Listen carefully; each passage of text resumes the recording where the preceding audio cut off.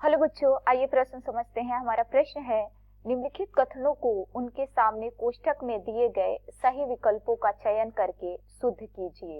कथन है, dipeptides, disaccharides और ग्लिसरॉइड्स छोटी आंत के जेजुनम या ग्रहणी क्षेत्र में सरल पदार्थों में विघटित हो जाते हैं।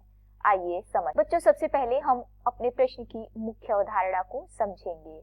मुख्य अवधारणा, हमारे प्रश्न में कोष्ठक में दिए गए सही विकल्प का चयन करके कथन को सत्य करना है।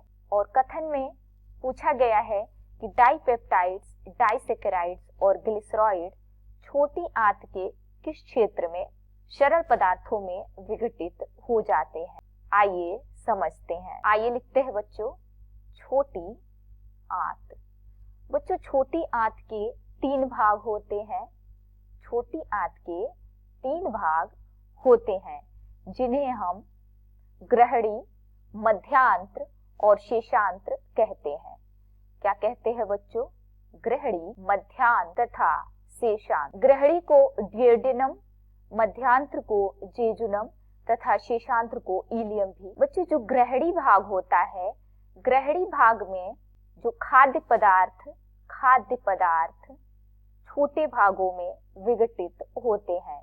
ग्रहणी भाग में खाद्य पदार्थ छोटे छोटे भागों में विघटित होते हैं या सरल पदार्थों में क्या होते हैं बच्चों?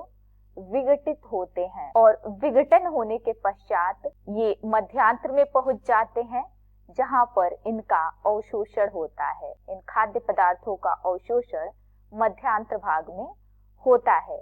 तो हम अपने कथन की तरफ चलें तो हमारे कथन में ग्रहणी सही हो जाएगा, यानी कि डाइपेप्टाइड्स, डाइसैकेराइड्स और ग्लिसराइड्स छोटी आंत के ग्रहणी क्षेत्र में सरल पदार्थों में विघटित हो जाते हैं।